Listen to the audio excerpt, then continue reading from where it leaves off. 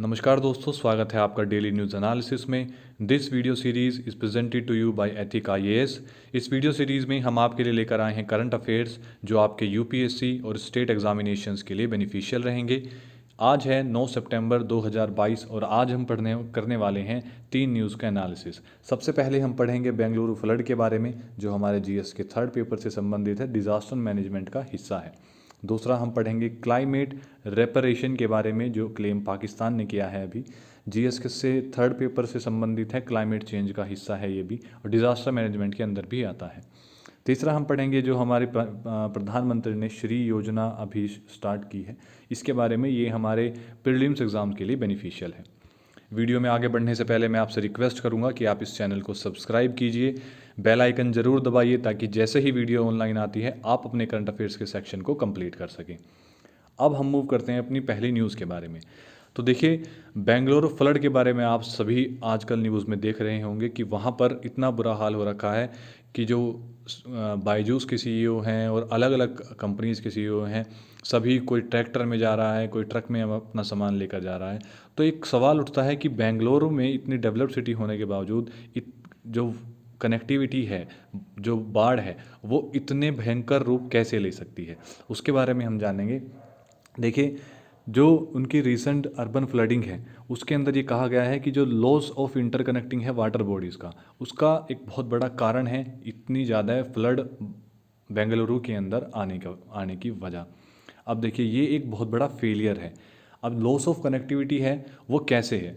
Loss of connectivity, Bengaluru एक ऐसा शहर है जिसके अंदर अभी भी 189 लेक्स हैं जो पूरे शहर में चारों तरफ फैले हुए हैं। सन 1800 में बेंगलोर में कहा जाता है, जो 740 स्क्वायर किलोमीटर का रीजन है, यहाँ पर 1452 वाटर बॉडीज़ थी जिनकी वाटर स्टोरेज कैपेसिटी लगभग 35,000 मिलियन क्यूबिक फीट थी, जो हेल्प करता था बेंगलोर को ऑप्टिमल वाटर हार्वेस्टिंग में और फ्लड को मिटिगेट करने में भी। लेकिन अब हालात ये हैं कि ये 1452 जो बॉडीज़ हैं ये मात्र 189 में रह गई हैं और इसी के साथ साथ कुछ जगह एनक्रोचमेंट हो चुका है और कुछ जगह मिसमैनेजमेंट है। जो पानी है वो इन लेक्स तक पहुंचता ही नहीं है जो शहर में बह रहा है। अब हम जानते हैं इसकी जो कैचमेंट ऑल्टरकेशंस हैं, जल ग्रहण के जो विवाद हैं, जिनकी वजह से ये बेंगलुरु में फ्लड का कारण रहा है।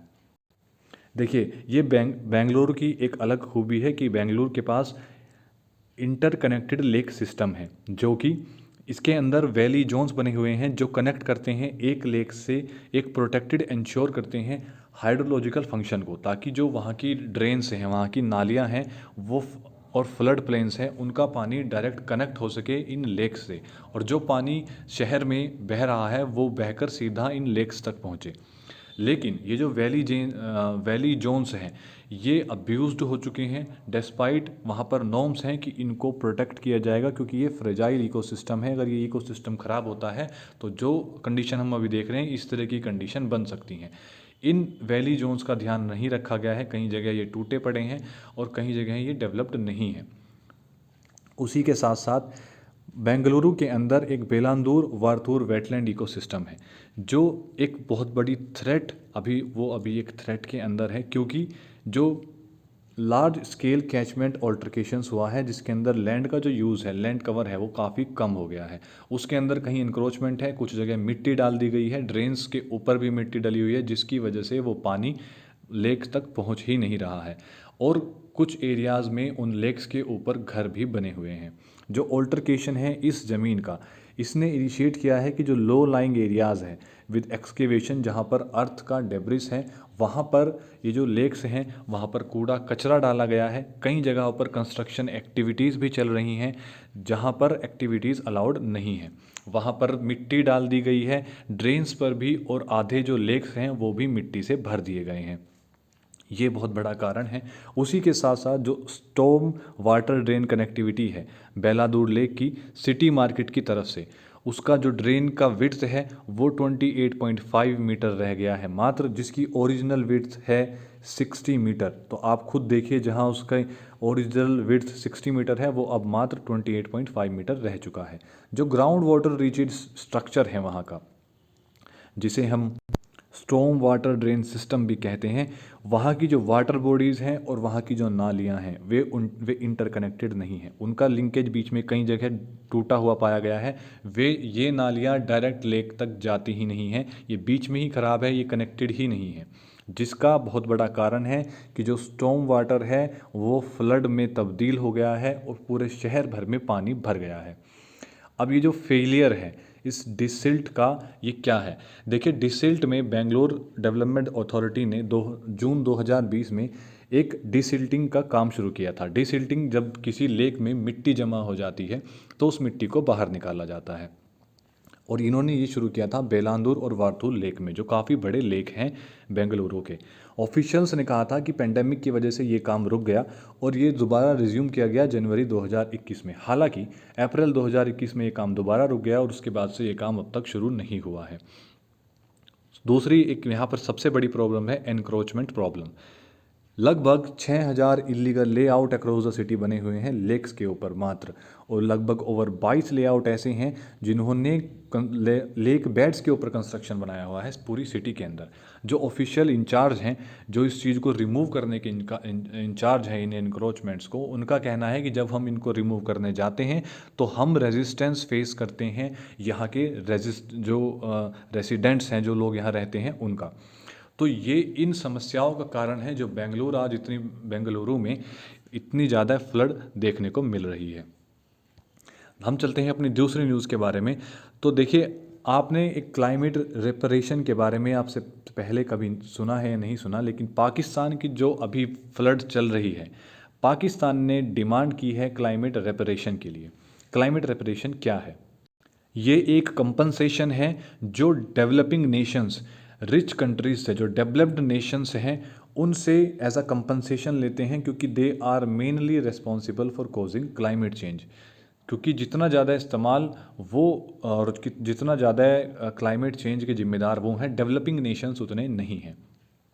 इसके जो की पॉइंट्स हैं, देखिए, डिमांड किया गया है कंपनसेशन के लिए for loss and damage for climate disaster जो पाकिस्तान अभी झेल रहा है, और ये यूनिवर्सली एक्नॉलेज किया गया है कि पोल्यूटर जो है वो पे करेगा। ये एक प्रिंसिपल है जिसके अंदर ये कहा गया है कि जो पोल्यूटर है वो सिर्फ कॉस्ट ऑफ रेमिडियल एक्शन ही पे नहीं करेगा, वो कंपनसेशन भी पे करेगा। अब देखिए, क्लाइमेट रेपरेशंस जो हैं वो क्या है? क्लाइमेट रेपरेशंस के अंदर ये कॉल फॉर मनी है, जो ग्लोबल नॉर्थ जो है वो ग्लोबल साउथ को पे करेगा इन केस अगर ग्लोबल साउथ में कोई कंट्री डिज़ास्टर फेस करती है, क्योंकि एड्रेसिंग जो हिस्टोरिकल कंट्रीब्यूशन है ग्लोबल नॉर्थ का क्लाइमेट चेंज के अंदर, वो सबसे ज़्यादा है। अभी अगर सिर्फ यूनाइटेड नेशंस, अमेरिका और यूरोपियन यूनियन को जोड़ लिया जाए तो इन्होंने 50% क्लाइमेट चेंज के जिम्मेदार मात्र ये 3-4 नेशंस हैं। अगर रशिया और ऑस्ट्रेलिया को भी इसमें जोड़ दिया जाए तो ये लगभग 65% हो जाता है।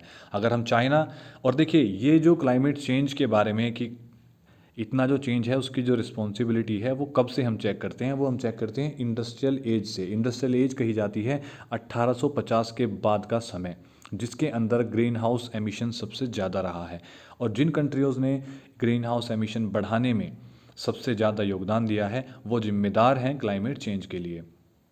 तो जो बर्डन है इस रिस्पॉन्सिबिलिटी का वो भी इन ही रिच कंट्रीज़ पर जाता है।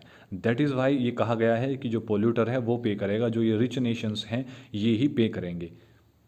अब देखिए, ऐसा नहीं है कि जो क्लाइमेट चेंज से सिर्फ गरीब नेशन ही इफेक्ट होते हैं कि और बड़े नहीं होते। बड़े नेशंस इफेक्ट होते हैं, लेकिन वो डेवलप्ड नेशंस है तो वो अपने आप को इस तरीके की जो क्लाइमेट कंडीशंस होती हैं वो अपने आप को बचा लेते हैं, उनके पास कैपेसिटी होती है। इसकी सबसे मार पड़ती है पुअर नेशंस पर, क्योंकि उनकी जोग्राफिकल लोकेशंस ऐसी जगह है कि वो इस तरीके की बाढ़ का खतरा जैसे पाकिस्तान फेस कर रहा है, और उनकी कैपेसिटी कम है, क्योंकि उनके पास इतनी क्षमताएं नहीं हैं, उनके पास इतने रिसोर्सेज नहीं हैं कि वो इस तरीके की इंफ्रास्ट्रक्चर डेवलप कर सकें कि वो इन चीज़ों से उनकी कंट्री को डैमेज कम हो। इसी वजह से जो demand for loss and damage compensation है वो उठाई गई है पाकिस्तान के द्वारा। अब इसके ऊपर ग्लोबल नॉर्म्स क्या बने हुए हैं? तो United nation framework convention on climate change UNFCC जो 1994 में एक इंटरनेशनल एग्रीमेंट हुआ था, जिसके अंदर ये साफ कहा गया था कि जो रिच कंट्रीज़ हैं ये प्रोवाइड करवाएंगी फाइनेंस और टेक्नोलॉजी डेवलपिंग नेशंस को, ताकि वो क्लाइमेट चेंज से का सामना कर सकें और उसकी वजह से आने वाली प्रॉब्लम्स को फेस कर सकें। इसी के साथ साथ इस मैंडेट के अंदर बाद में ये कवर किया गया कि जो रिच कंट्रीज़ हैं वो हर साल डेवलपिंग नेशंस को $100 बिलियन की एक अमाउंट पे करेंगी, ताकि वो क्लाइमेट चेंज से क्लाइमेट से होने वाले चेंज में अगर उन्हें कुछ डैमेज होता है या कोई भी इस तरीके की संभावनाएं रहती हैं उनसे डील कर सके इस पैसे की मदद से। इसी के बाद द वॉर्सो इंटरनेशनल मैकेनिज्म जो रहा है फॉर लॉस एंड डैमेजेस, ये 2013 में सेटअप किया गया, जिसके अंदर पहली बार एक्नॉलेज किया गया कि need for compensating developing countries struck by the climate disaster. Climate disaster से जो कंट्रीज इफेक्ट होती हैं उनको कंपनसेट करने की ज़रूरत है। अब देखिए इसकी लिमिटेशंस क्या हैं। ये जो कंपनसेशन है ये डैमेज इसको एस्टिमेट करना काफ़ी मुश्किल है, जिसमें अंदर ये अनुमान लगाना कि कितना डैमेज सिर्फ क्लाइमेट चेंज की वजह से हुआ है, क्या वो कंट्री खुद रिस्पॉन्सिबल है उस चीज़ के लिए या नहीं है, उसके बाद उस कंट्री का कंट्रीब्यूशन कितना है क्लाइमेट चेंज के अंदर।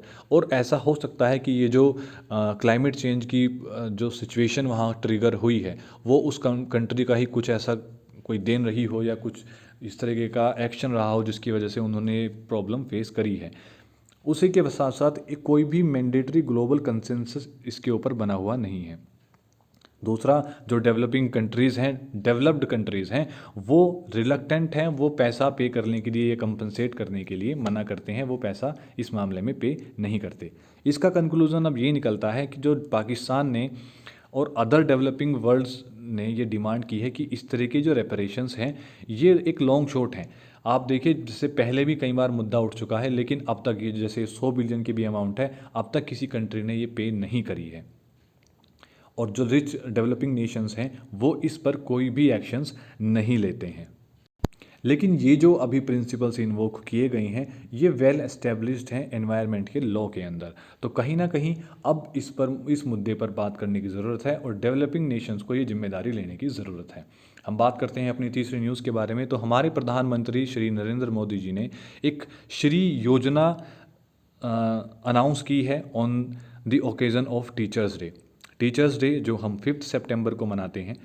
उस दिन उन्होंने इस अनाउंसमेंट में ये कहा है कि लगभग 14,500 स्कूल प्रधानमंत्री schools for rising India PM Shri योजना के अंदर डेवलप किए जाएंगे और अपग्रेड किए जाएंगे अंडर द नेशनल जो हमारी NPA national education policy NEP के तहत जो 2020 में बनाई गई थी, ताकि हम अपने आने वाले समय में बच्चों को स्किल डेवलपमेंट के बारे में सिखा सकें और उनकी जो एजुकेशन है उनको ऑन गोइंग इकोनॉमी से रिलेट कर सकें।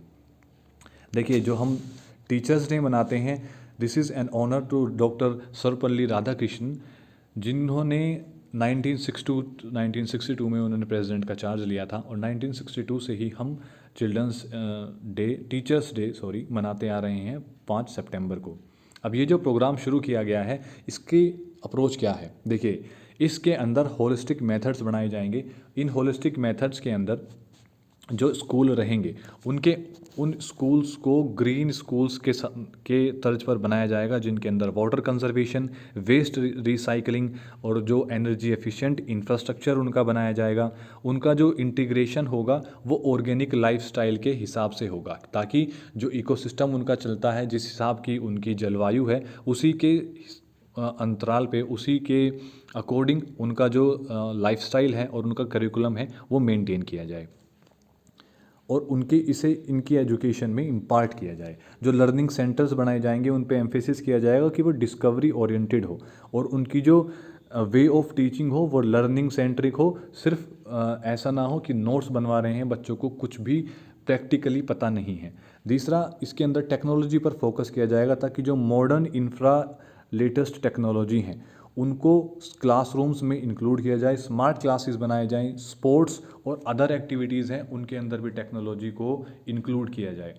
और ये जो स्कूल्स हैं इनको बेसिकली इसलिए मेन कहा जाता है कि ये एज अ रोल मॉडल भी काम करेंगे जितने भी बाकी बचे हुए स्कूल से उस एरिया में रहते हैं, ये उन्हें भी गाइड करेंगे कि वो किस तरीके से अपना इंफ्रास्ट्रक्चर और अपना पढ़ाने का तरीका इम्प्रूव कर सकते हैं। इन स्कूल्स के अंदर मेनली जो हमारी स्किल डेवलपमेंट है उन पर काम किया जाएगा। और ये जो स्कीम है ये सेंटर स्पॉन्सर्ड स्कीम है। सेंटर स्पॉन्सर्ड स्कीम के बारे में आप जानते होंगे, जिनके अंदर सेंटर 60% पे करता है और स्टेट गवर्नमेंट्स 40% पे करती हैं। इसी के साथ साथ आज की न्यूज़ ख़त्म करते हैं। और अगर आपको वीडियो अच्छी लगी है तो वीडियो को लाइक कीजिए, शेयर कीजिए, चैनल को सब्सक्राइब कीजिए, बेल आइकन ज़रूर दबाइए ताकि जैसे ही वीडियो ऑनलाइन आती है आप अपने करंट अफेयर्स के सेक्शन को कंप्लीट कर सकें। धन्यवाद।